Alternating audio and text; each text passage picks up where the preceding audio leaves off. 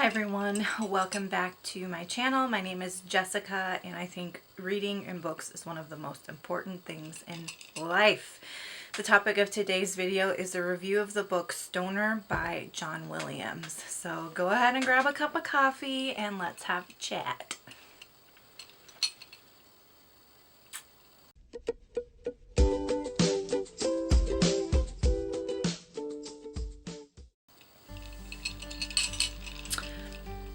I rode the struggle bus getting here today to this filming situation. I felt like every time I tried to set the video up, either the camera malfunctioned, an animal got in the way, the room was too bright and hot. Like, the room is still way too bright. I even have the curtain down and the sun is just like, but we're just gonna roll with it. It's real life, right?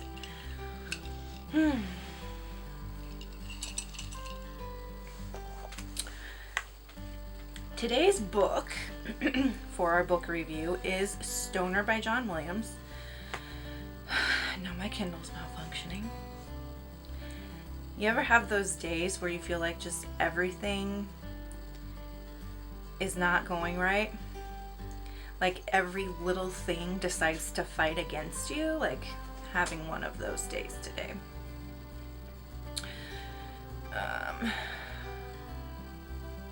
I do want to preface this with a disclaimer because I've been feeling self-conscious about it. Finally, there is the cover. I've been feeling self-conscious about my speech patterns, and I mentioned this in my last video. Maybe not my last video, the second to last video. I'll link you to it up here. It was the off-topic book tag. I mentioned it there, but I am dyslexic, and sometimes that leads to a weird speech pattern. You might hear me like over enunciating my words or sounding a bit robotic or stumbling over my words and stuttering. There might be awkward pauses, and that is usually the result of the process my brain has to go through to produce coherent speech. So what feels natural to me is to say, Santa down went the red chimney, right? Like, Santa down went the red chimney. Makes sense to me in my brain, but I know that is not coherent English. It almost feels like I speak my own version of English in my head, and then I have to translate for everyone else. So when I speak, my brain is working overtime to try to flip the words into the right place. And so that creates kind of this sense of like robotic, overpronounced cadence in my speech with pauses and things like that. And I just have been feeling self-conscious about it. So I will probably give this disclaimer in several videos so that everybody sees it, depending on what kind of video you like to watch of mine. All right. So, Stoner, let's talk about this. This book I decided to read because I attended a conference. Actually, it was the North American Review Conference back in, I want to say 2018. I could be wrong. I'll leave a note in the comments to let you know exactly what year it was. The North American Review is the United States' oldest literary journal. And they have started having an annual conference for creative writers. And I attended it 2018 or whenever it was. And at one of the sessions, the presenters just gushed about this book, Stoner by John Williams. This is my cat, Elle.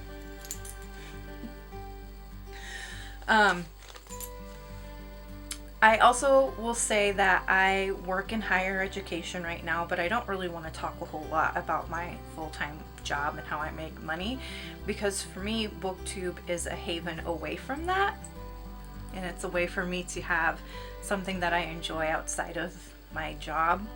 But the topic of stoner is really near and dear to my heart, and I absolutely, in a deep way, relate to the story of this man's life in ways that may not be as interesting for folks who don't work in academia.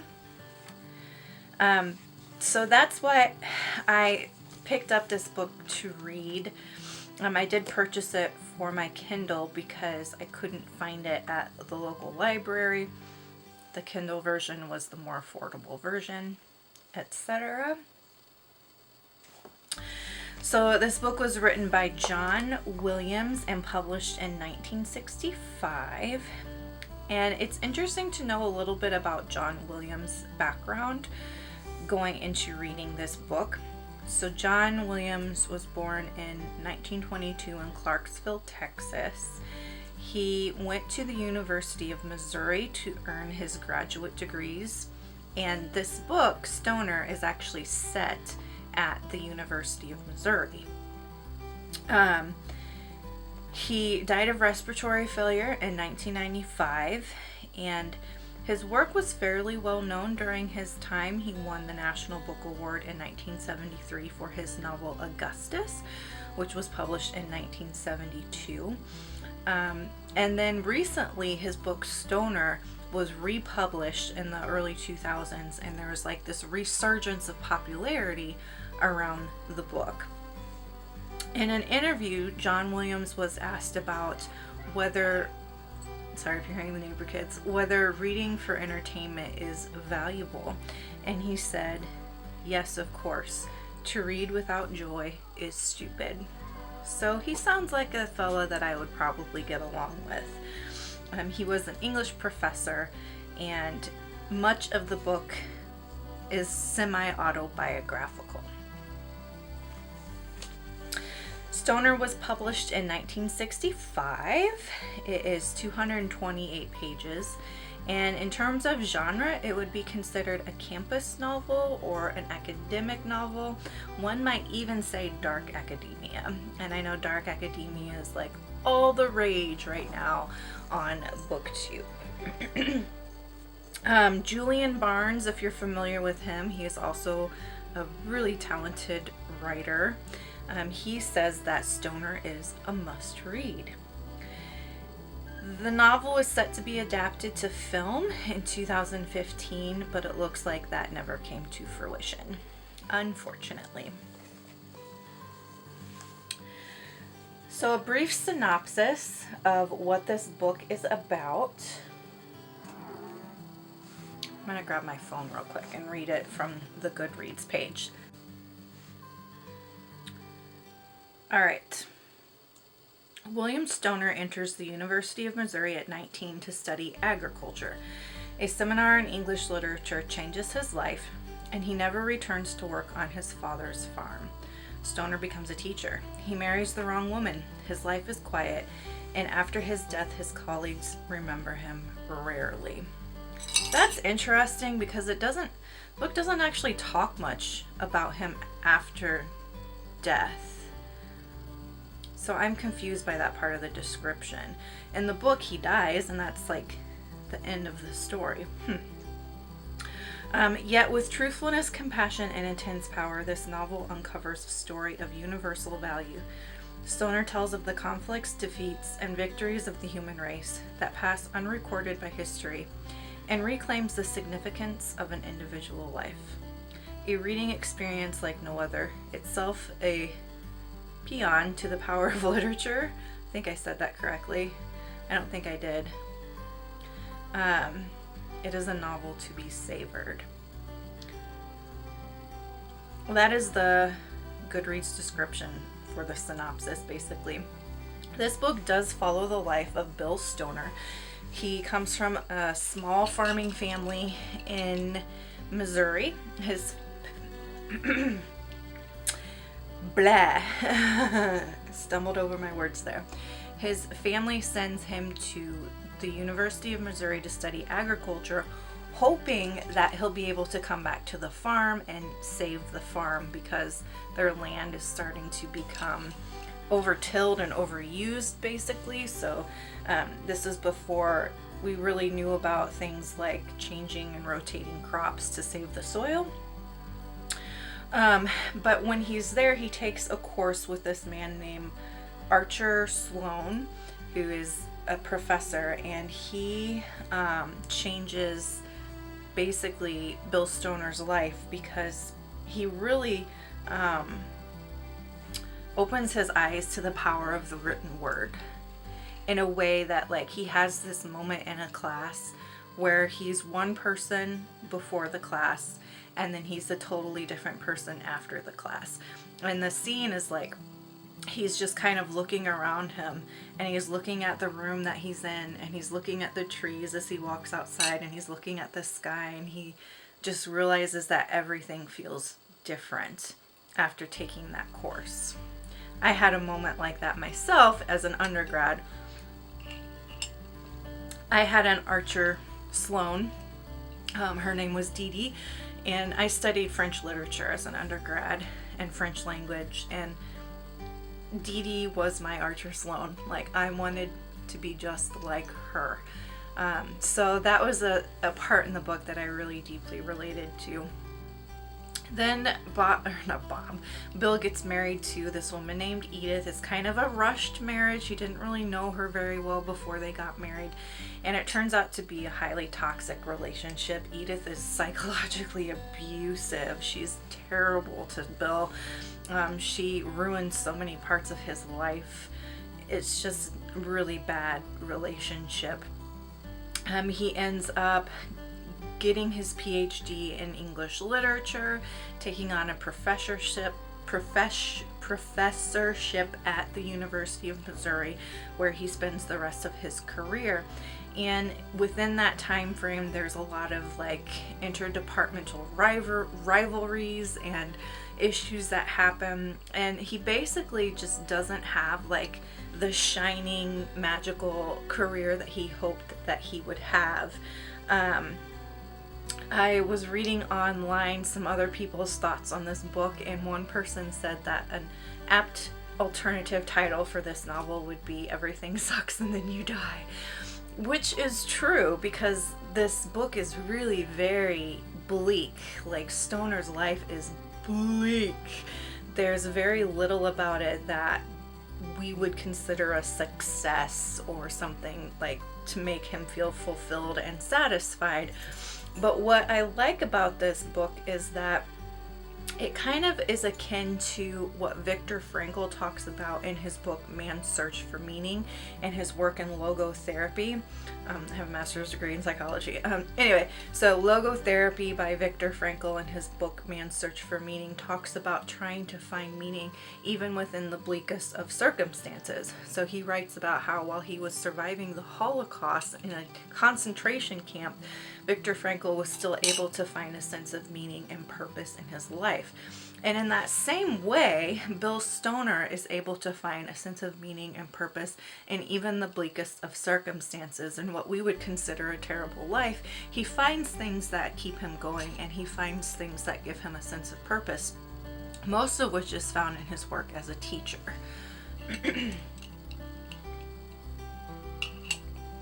There are some themes in this book that I thought were really interesting. One of the things that I thought was interesting about this was the way that John Williams was able to capture mental illness without actually naming it as mental illness.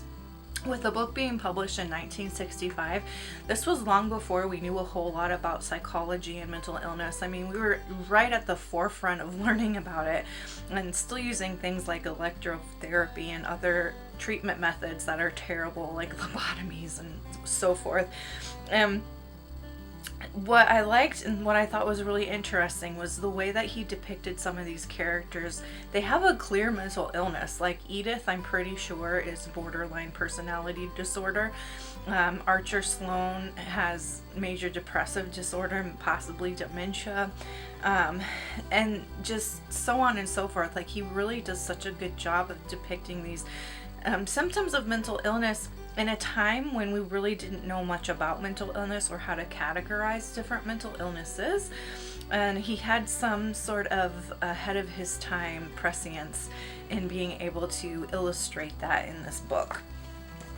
I also like the way the historical events played into the novel. So Stoner goes to school before World War I, and when World War I hits, he describes how a lot of his peers sign up to join and go fight in the war, and then it covers things like Prohibition. He mentions the Great Depression, and how it majorly affected his family. He mentions World War II. So all of these major historical events of the 20th century are also woven into the story of this man's life, which I thought was really good, because we are not just living in a vacuum. You know, when you do a story of someone's life, you have to include how those societal and historical events are affecting them, because they do affect everyone in some degree. And even though he was a tenured professor and he didn't lose his job because of the Depression, he still was observing, you know, the people struggling around him and dealing with a sense of guilt and privilege from staying employed during that time. I thought this was a really good illustration of how in the world of higher education there is a major push to over-identify with your job. Our jobs in higher education as professors are to teach, to research, to serve the university and the community, but so often we are pushed to make our job our entire life. And if we're not doing something every moment of every day that helps to further our research or to build our skills as professionals, it's considered a waste of time, basically. I don't see this really in any other industry to the degree of which I see it happening in higher education. And in this book, there are a few quotes I wanted to show you that kind of illustrate how John Williams is describing this entanglement between our identity as humans and our identity as professionals, and in higher education, how that is completely enmeshed.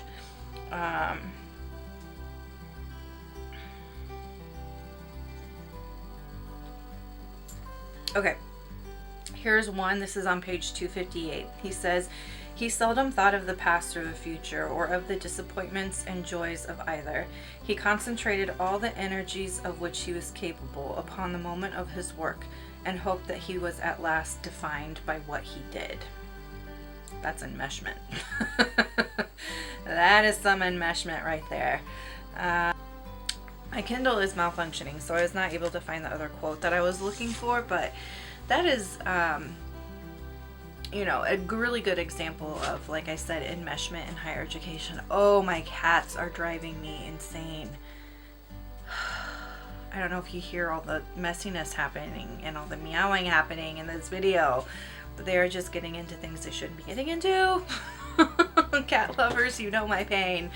And it seems like they waited until I started to film to start being naughty.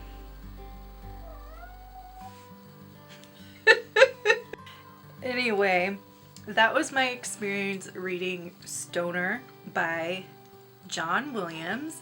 I ended up giving this book 4 stars out of 5 because I thought that, like I said, even though Bill Stoner's life was rather bleak, I think that John Williams' writing was able to excavate and illustrate some hope and some peace and some joy even within those circumstances.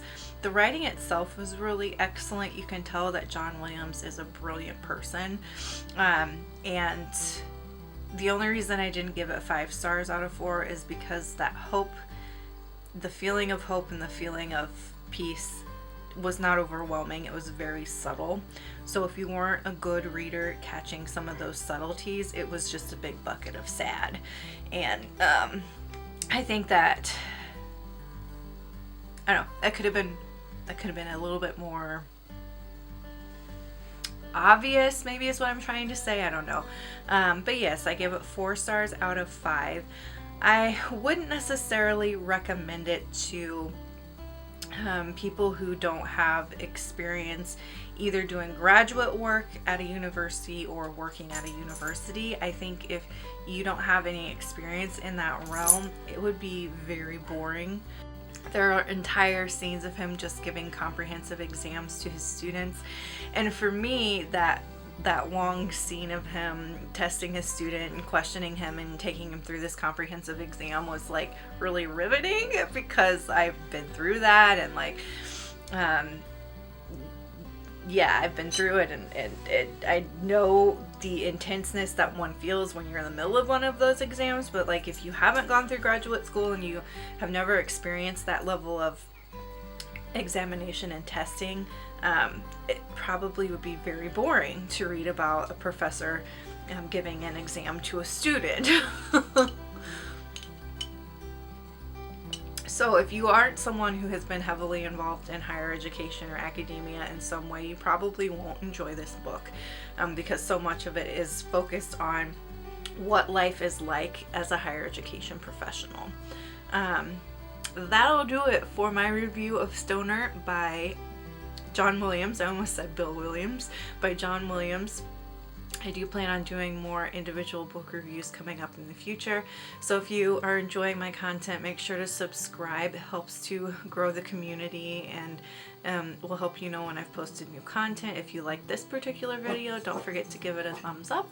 And until next time, make sure to read good coffee, read good coffee, dyslexic, read good books, drink good coffee.